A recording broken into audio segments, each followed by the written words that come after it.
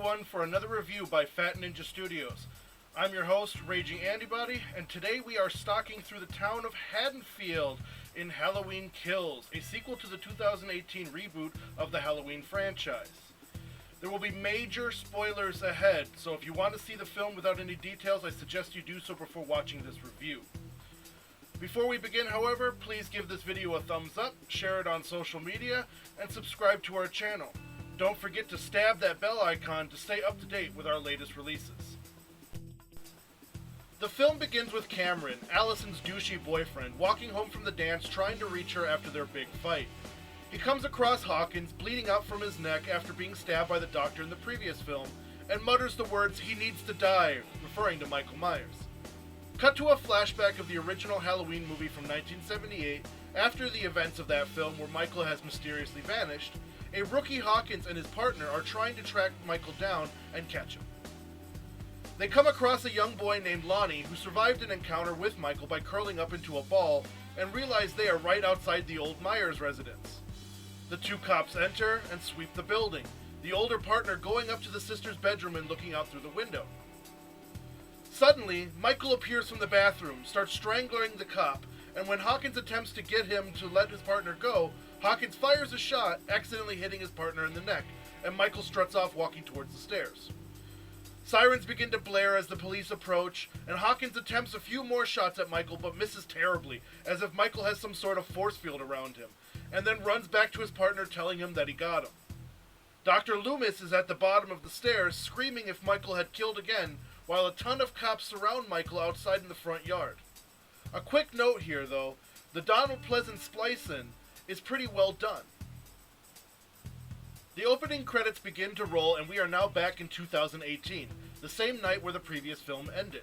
A couple, Vanessa and Marcus, are at some local dive bar where they are having an impromptu talent show. A group of people celebrating loudly sit behind them, causing Marcus to ask them to quiet down. The MC, an adult Lonnie, takes the stage and he begins to tell the tale of what happened in 1978 and points out his fellow survivors, the group sitting behind Marcus and Vanessa. First is Lindsay, the other girl being babysat with him at the time. Then Marion, the nurse who escaped at the beginning of the original film when Michael stole her car. And last but not least is Lonnie, who we saw meet Michael in the flashback at the beginning of this film. Tommy then continues to rant about the boogeyman and how he's coming for everyone, but when he does, they will all be ready because they apparently don't take shit from anyone. We cut to Lori, her daughter Karen, and her granddaughter Allison speeding off in the back of a pickup truck to the hospital as a bunch of firefighters zoom past them back to Lori's house. She screams out into the night to let the house burn, since that is where they trapped Michael in the last film. Firefighters enter the house, and one of them falls to the floor into the trap basement. Michael is somewhat burned on one side and picks up a fire poker and begins to wail on the poor fireman's face. Another firefighter coming to rescue his partner is also pulled down into the basement by Michael and easily dispatched. This is where the film goes full Jason Voorhees, leaving the whole stalking regular human killer character behind. Michael walks out of the building and just starts killing all the other first responders, stabbing them with their own fire axes or using an electric saw to cut some guy's head off. We switch back to the hospital, and Lori's being rushed inside on a gurney while the staff and the on-site police officers try to find out what has happened. Other bodies have been brought in from Michael's earlier kills, including Oscar, the guy who tried to get some action from Allison when walking her home in the previous film. Lori is immediately rushed into surgery, and they suture up her wounds and stop any internal bleeding. Karen takes... Next, we are at Sandra and Phil's house, an older couple messing around with wine in a mini toy drone. When it crashes into a back room and is thrown back out at them, Phil goes to investigate. He turns on the lights and Michael is in there, immediately smashing them so everything is dark again. Phil slams the door shut and begins locking everything down, telling Sandra to call the cops, but it's too late. Michael breaks through the window and grabs Phil, beating his head against the wall. He stabs Phil in the neck with a piece of broken glass before chasing Sandra into the kitchen. She's unable to get all the locks open on the back door, so she grabs a knife to defend herself. Michael takes a fluorescent bulb, smashes one end off, and stabs her in the neck with it. He then goes back for Phil, who is screaming Sandra's name, and drags him into the kitchen. Sandra is somehow still alive and watches as Michael just jams a bunch of knives into Phil and then walks off with one in hand. Back at the bar, a guy is putting on a show with his ventriloquist dummy, while Marcus, Vanessa, and the survivors are all having a drink together, Marcus having apologized for being rude earlier. Lonnie gets a call from his son Cameron, who is at the scene where Hawkins was stabbed, and the ambulance is loading him in. Lonnie goes up to his friends and tells them that Cameron is in trouble and he's got to head out to the hospital. The cops at the scene make a declaration to search, find, and capture Michael, which prompts Tommy to gear up. Marcus and Vanessa say that they are going to head home, that some of those murders happened on their street, including the babysitter in the previous film, who was apparently right across the street from their house. However, when they get there, the car has been vacated. But however, we get to see who was driving the car, a random mental patient who survived the bus crash and hiding around the corner, scared to death. Keep him in mind. We now cut to the Myers house, with a couple living there now called Big John and Little John. One of them is making some food and getting ready to relax for the night with a movie, while the other one is getting high and dancing in his study. Clearly, this dialogue, as many of the other quote-unquote comedic moments in the film, were written by Danny McBride. Anyway, someone knocks at the door, since I guess doorbells don't exist in 2018 anymore, and it's a little girl screaming that her to their house. The kid on the ground goes, "Boo!" and another kid comes out of the house emptying a whole bowl of candy into a pillow sack. Looks like it was all just a big prank. How very trick-or-treat. The couple tell them that this is Michael Myers' old house and that the ghost of his dead sister still haunts the premises before chasing them off their lawn. Security to protect her mom because she thinks Michael is only after Laurie. Allison is taken to a side room and interviewed by the sheriff when she tells him that Michael doesn't give a shit about Laurie, and the only reason he ended up at Laurie's house was because of Dr. Sartain. Suddenly, Cameron shows up and is like, "Yo, we are going to form a mob to kill Michael, let's go," and Allison is all for it, but again, because Karen doesn't want to listen to anyone, says Michael is for sure coming to the hospital to only kill Laurie, so they should all stay here. I gotta be honest, if Michael is coming straight to the hospital to only hunt down one person, then wouldn't the same thing be sending your daughter anywhere else to be safe? Sells with guns, rile up the rest of the town. Lindsay and company stop at a park where they see a bunch of kids, the same pranksters from the John's house from earlier, hanging out in a playground and stuffing themselves with candy. However, the one with the skull mask is not with them. Lindsay gets out of the car and tells them to go home, it's not safe, and they say they are waiting for their friend, and some pervert is messing with them. Meanwhile, Michael climbs on top of the car and starts messing with the people inside. Instead of just shooting through the roof or bailing out and trying to kill him, Marion wastes all her bullets shooting out the windows, making it easier for Michael to grab her. Vanessa takes this moment to fall out of the car, and it's unclear if she runs away or what she really does. Since Michael is busy trying to yank Marion out of the car, Vanessa could have easily shot him. Marcus, however, helps Marion get free, so Michael hops down on one side and just opens up the doors to start stabbing people. Instead of shooting right away, Marion just takes aim and tries to fire off a one-liner before finding out her gun is empty, and so she of course gets stabbed to death. Marcus responds like a normal person would and tries to straight up strangle Michael with his stethoscope, which was awesome. But since Michael is now playing in the Voorhees realm of supernatural abilities, Vanessa comes running and gunning with a Desert Eagle, missing every single shot, until Michael kicks the other door at her, hitting her with it and causing her to shoot herself in the face. Then, Lindsay finally rocks up, pun intended, and starts hitting Michael with a bag of bricks, but for some inexplicable reason, she just stops swinging, giving him time to grab her by the throat. Back to the hospital, Karen goes to check on her mom and finds out that her daughter has taken off with the others. She gets super pissy about the staff having left her mom's bloody clothes on a chair before telling her mom it's going to be okay. We cut to Lonnie, Cameron, and Allison pulling up to the park and seeing Tommy investigating the abandoned car. There's blood everywhere, but no bodies. Has either killed them or that they left their shit behind when they took off. Allison then spots Lindsay bleeding from her mouth profusely, and at first I thought that maybe Michael did find her off screen and was using her as bait or something, But no, somehow that chokehold caused more damage than we saw, and she had managed to stay hidden even while Michael went back and forth and started setting up the bodies in decorative poses. We jump back to the hospital again. Hawkins gets wheeled into Laurie's room, having been stitched up and healing from the neck wound. She relates to him a story about their youth, and he admits that he always had a thing for her back in the day. She then says she killed Michael, and he says, "About time," and they have a hearty laugh, in one of the few sincere moments in this otherwise unbalanced film.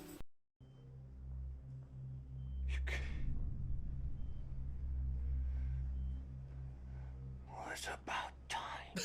Ow. Tommy and Co. return to the hospital, getting Lindsay some help, and now the waiting room is in chaos, as almost all of Haddonfield is here, trying to find out if someone they know is dead. It's almost as if no one in this town has heard of cell phones, or conveniently that the entire cell network has gone down.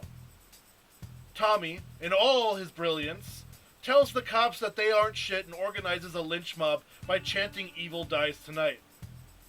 Laurie, of course, wants to join since she thinks Michael is only after her and she has to finish this, which is beginning to come off incredibly delusional, as if they would just look, the killings that are happening now are further and further away from the hospital, suggesting that Michael isn't even heading in their direction. Big John is rambling on about bees and honey, still getting high, when there's a knock at the back door. Little John investigates, but no one is there. Then another knock, this time at the front door. Big John grabs a fire poker and goes onto the front porch, thinking it's the kids from earlier, and threatens the empty night air with violence. When they go back inside, the back door is open, and a bloody three-fingered handprint is on the wall, clearly not belonging to any small child. If you somehow forgot, Laurie managed to blow off 2 of Michael's fingers in the previous film with a shotgun. There's heavy footsteps upstairs, and instead of Big John is killed first, stabbed through the armpit, and then his eyes crushed into his skull with a pretty brutal effect, while Little John discovers his lover's dead body and Michael in the bedroom and is then killed off screen. Michael has finally returned home. We are back at the hospital again, and the crowd is all kinds of riled up. Remember that mental patient guy from before? Well, he's here also at the hospital, trying to get in so he can turn himself in and get bandaged up. He seems overall harmless, short, fat, and kind of nervous, kind of like that Peter Pettigrew guy from Harry Potter. Well, one of the crowd spots him, and since he's wearing mental hospital jumpers, screams, "It's Michael!" and they all try to kill him, causing a stampede, led by none other than Tommy, of course. Laurie quickly realizes it's not Michael, since the guy is definitely not a 6'5" muscular menace wearing a Shatner mask, and starts telling everybody it's not him, but gets elbowed in the ribs in return. The mob continues to chase the man, getting into fights with the police and trampling people and throwing each other down the stairs. Eventually, Karen does something semi-smart by heading off the crowd and finding the poor guy and trying to lead him into a hallway where he can lock down the doors and be safe. She then stands in front of the door just as the crowd shows up and tries to tell them to stop, that it's not Michael, but at this point they are so bloodthirsty it's like a wave of zombies smashing against the doors trying to break them down. So the poor guy has no choice and he jumps out the window and hits the ground, dying instantly. Suddenly people are like, "Oh my god, what happened? Why would he do that?" And instead of, arresting everyone, the cops just go, "Damn, it wasn't Michael. Let's keep this mob going and find him." Minutes before, screaming that he's coming here for her, when Hawkins finally speaks up and tells her to get a hold of herself. Michael doesn't give a shit about her. She is not important. She has nothing to do with his motivation and isn't even relevant. The only reason Michael showed up at her house was because of Dr. Sartain. However, Hawkins elaborates more on the flashback from the beginning of the film. By law, they should arrest, convict, and sentence him, not just execute. But now he sees what Dr. Loomis was on about, that it's no man underneath the mask, but a force of evil. And what do we say, kids? Evil dies tonight. He then reveals that Michael is just heading back to his house. All he wants to do is stand in his sister's window and stare into his own reflection. Suddenly, It clicks with Laurie. So that's why when we catch him every time, it's always at the same house. This prompts Karen to, kill Michael even more for some reason, and gets together with Tommy and get yet another lynch mob going. Yep, the murders that happened after the bus crash before he was forcibly moved to a new location.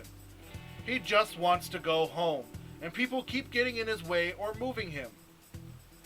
Anyway, they pull up to the old Myers residence, and Lonnie tells them to stay in the car because they are literally inexperienced high schoolers. But instead of calling the cops or Tommy or anyone for backup, he goes into the house with a revolver and then 10 seconds later, fires off a shot before presumably dying. The kids, of course, instantly grab their guns and head inside. They see a light in the closet, kick it open, and Allison fires off a shotgun blast, not even looking if it might be Lonnie or whoever else might live in the house. But luckily, she only destroys a jack-o'-lantern. They head upstairs, and she finds the two dead Johns, then rushes over and puts her gun down just to pull out the knife to see if she could save them? I think they needed a plot point to have her get the knife so she could hand-to-hand fight Michael later on, but this is just another example of how baffling stupid these characters are and act in this movie. Anyway, Cameron sees his dead dad shoved into the attic opening, and Michael pops out of a closet and begins stabbing the poor kid.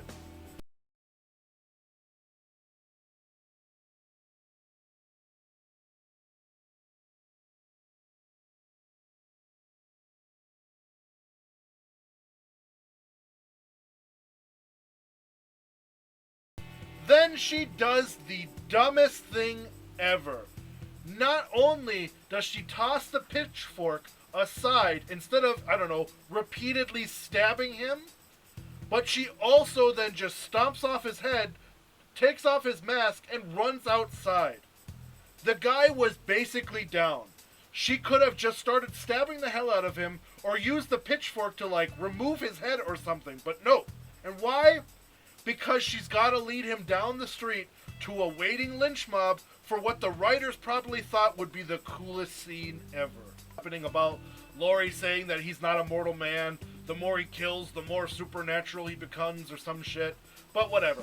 Michael just gets back up and delivers fatalities left and right, killing the entire mob, including Tommy Doyle.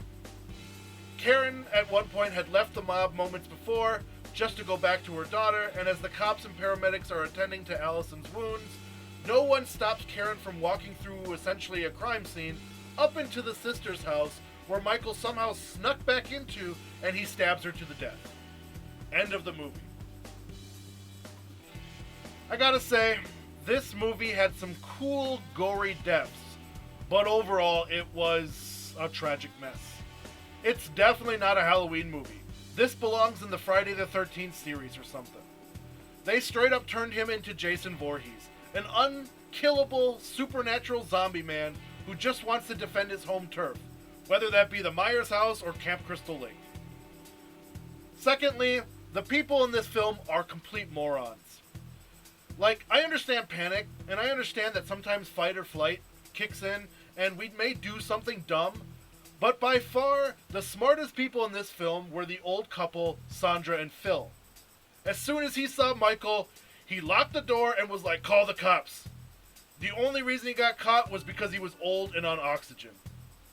But everyone else in this film did some of the dumbest things that no one would actually do, not even in a panicked state. I never felt tense or so because I was more or less rooting for Michael throughout the whole entire film to kill all these people. And then there's the jokes. The horrible, unfunny humor laced through this entire film. Yep. All in all, I give the film a 6 out of 10. If it weren't for the special effects, this film would be boring and almost unwatchable. I have to say, 2021 has been a very disappointing year for horror fans so far. So many promising looking films turning to be only so-so affairs.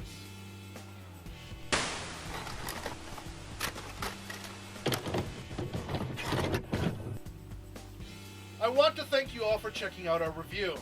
Please make sure to give this video a like and subscribe to our channel. You can reach out to us at Twitter, at StudiosFat, or on Discord, which is linked down in the description below. If you're feeling generous, please check out our Patreon, which is also linked below. I've been your host, Raging Antibody, and before I go, oftentimes it seems like only bad things are happening to you and no one else, as if the world is out for you. However, in most cases, it's because you put yourself there in the first place. When one rotten thing after another starts to happen to you, take a moment to reflect on your situation. Sometimes, the easiest solution is to take yourself out of it and try a different path. And don't be afraid to ask for help. We all need a hand from time to time. Thanks again, and take care.